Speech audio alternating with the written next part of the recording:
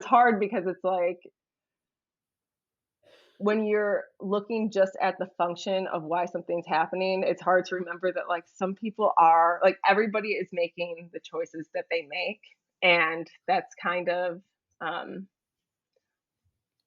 of like the inner journey of like we Mhm. all have things that we hold on to that are like shameful to us or that aren't part of who we want to be. And I think that's like a big point that I want to make like get across is like identity is yes, partially who you are, how you present to the world, but identity is mostly a choice. You can decide what you admire, what traits you want to express, and you can like work on being that person. So Mhm. the reason why we hold on to shame and guilt is because we've done something that is not consistent with the person that we want to be, the person that we identify as. And Mhm. we kind of have this like internal process that happens where we're like, if I just like remind myself about how much I suck and about like how bad that thing is, if I just remind myself that I was like a really toxic person, then that's going to like teach me and motivate me to like not do that anymore. But in Right. reality, all we're doing is like holding on to this punishment for like years and years. And we're like Mhm. allowing a mistake to like define us as like, oh, I must be a bad Right. person because I've done this in my past. When in reality, like everybody has things that they've done that they're not proud of, some being worse than Mhm. others. And the Mhm. reason why you did that thing was not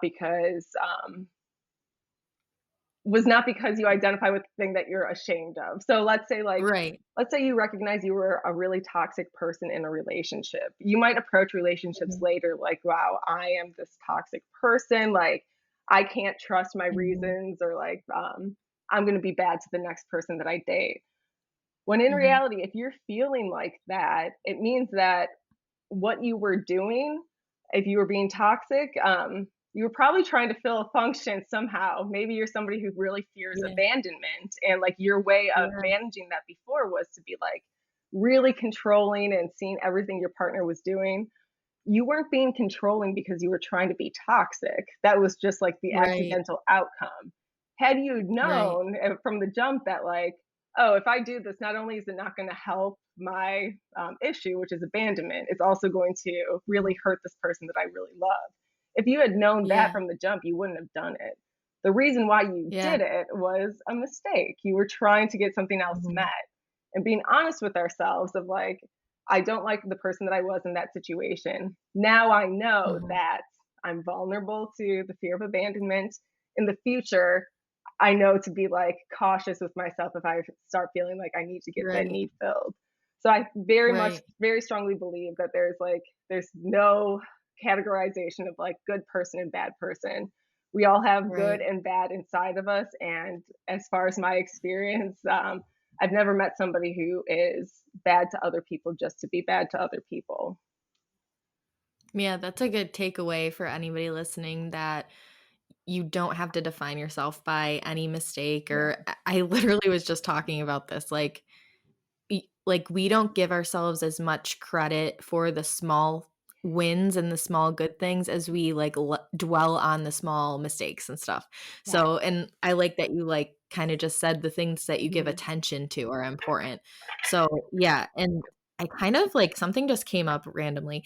I was listening to a neurosurgeon or somebody in like the neurology space, a doctor of some sort, and he was talking about how detrimental like um just like TBIs or even just like kids who hit the soccer ball with their Mhm. head. Oh, Like, yeah. are all of those things like really like do you know what I'm getting at? Like, Yeah. can those things really impact the things that you see? Oh, for sure. And I think, like, Yeah. it's kind of, I don't know, it's once again, like, we feel more comfortable when we can put things in boxes, right? Of like, Yeah. "Oh my gosh, I Right. just like, my kid just had this horrible, like, brain injury or something. He just, like, smacked Mhm. his head. Like, is this going to show up later in life?" Chances Right. are no. Like, it's very rare that just one injury is going to, Right. cause this. I would say also that, like, it's really important that we are paying attention to just, like, the little things of, like, I don't know, our brains are delicate. It shouldn't be shaking around that much Right. in our Right. head. Right. So the times when you hear of like traumatic brain injuries, like having a lifelong effect, like this is either serious injuries where like a person's in a hospital for a long time because they've had a head injury, or this is like, oh, I hear a little Sorry. baby. Oh, Sorry. no, He's in the other room. please don't be sorry, please. I love it. But and it's also like repeated exposures. So if it's like somebody who is, and I have like such a problem with like, and I hope I don't include this if it's going to Football? give like, yes, where it's like, and it's such a big part of our culture, but it's like the fact that people can Yeah. get scholarships and it's like, hey, you can go to college and get like this higher education, but you also have to be whacking your brain around in your head, like for our Yeah. entertainment. It's terrifying. And Yeah. it's like, that's, so I And think there's, when you put it like that, yeah. yeah. I think there's like it's good because there's a lot of development into like how do we make these things safer? How do we Mhm. check into like after head injury? We're like making sure that there wasn't any serious damage before we let the person go Right. back on the field. Um, Right. so like kind of Usually. similar. I know it's a work in progress, but like similar to Yeah, what it we were is. saying before, it's like if you see like these concerning behaviors, then you can say like, okay, let me try to trace this back to possibly a traumatic brain injury. Mhm. Um, but at the same time, it's like, yes, there are extreme cases like what's his name, the wrestler Chris Benoit, who like went ahead and murdered his whole family because he had one too many. Like, but that's Oh like my a god. lifetime of like shaking your Yeah. brain around in there. So then it's like Yeah. easy to trace it back. But there are our brains and ourselves are so malleable. Like we are so resilient as people that Mhm. even if you are affected by a traumatic brain injury, there's a ton of really effective treatments and a ton of really effective therapies where like you won't have to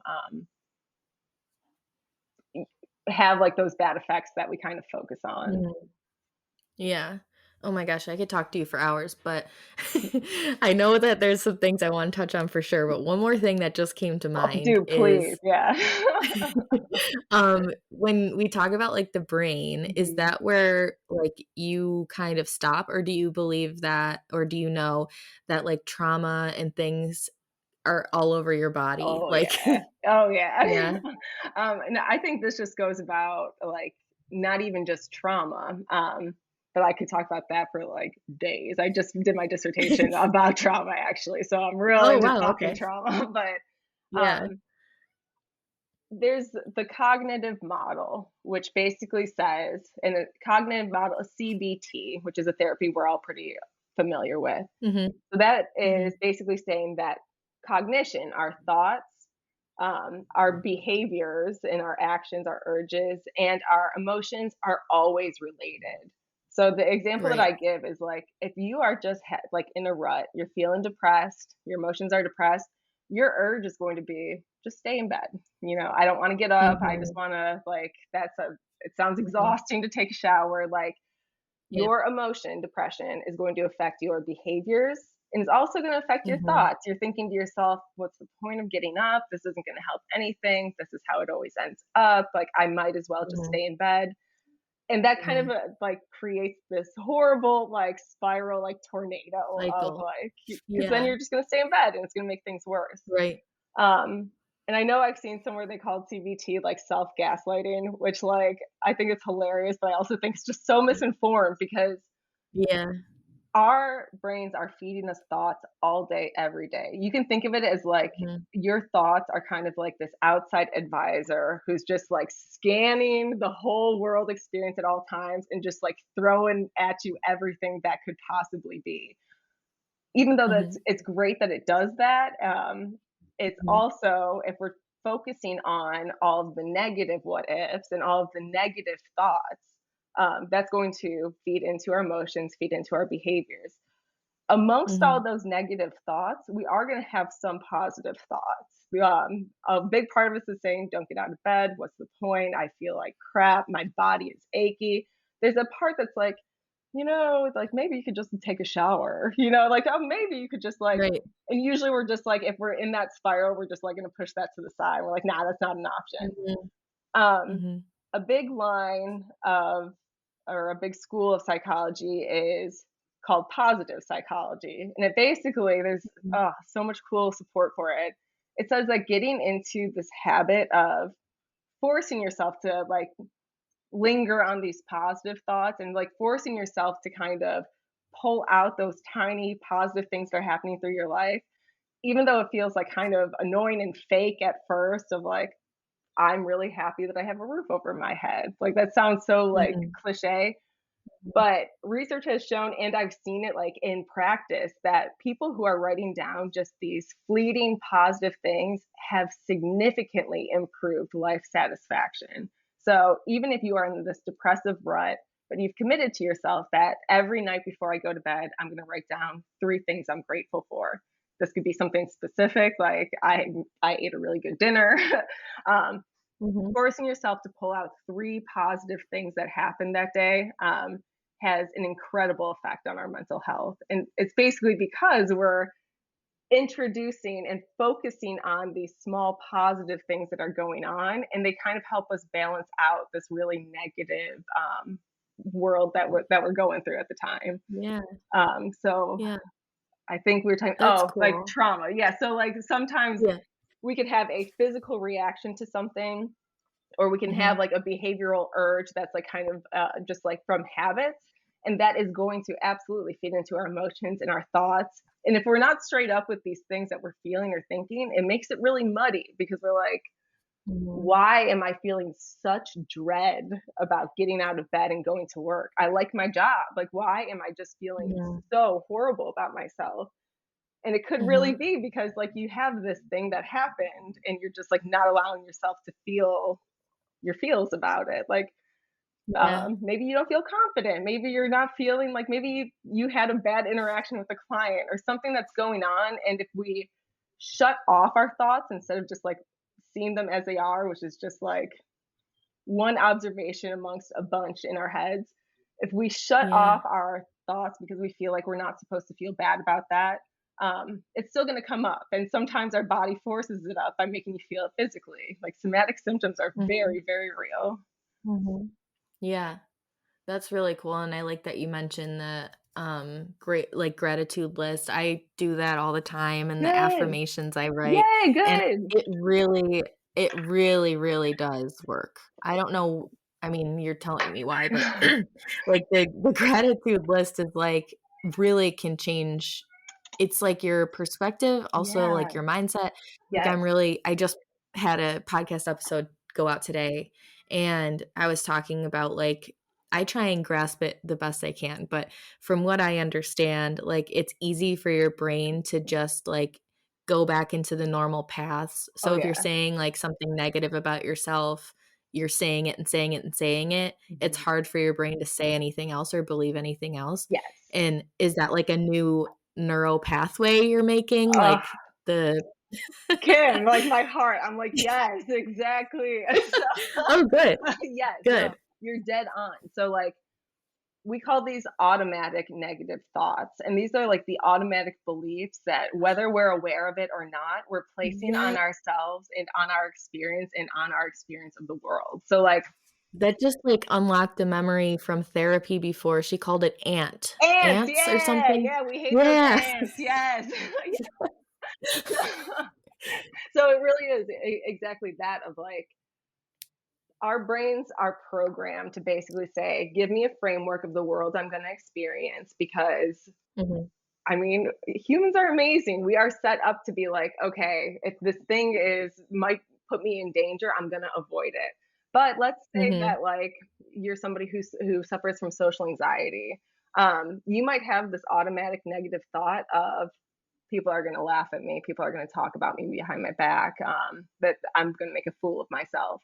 So even if Mhm. you're like not um, saying those things like directly to yourself, all of a sudden you get an invite to go to a party with like these people you don't really know, and you're just like filled with this dread. It's because you have this Mhm. association, this pathway already designed in your mind that says, I'm in danger when I'm around people I don't know. I'm in danger, they might kick me out of my social group, which is something Right. huge for humans. We're social animals, so like social anxiety is huge because we do have this need to be accepted and have a place Yeah. in a group.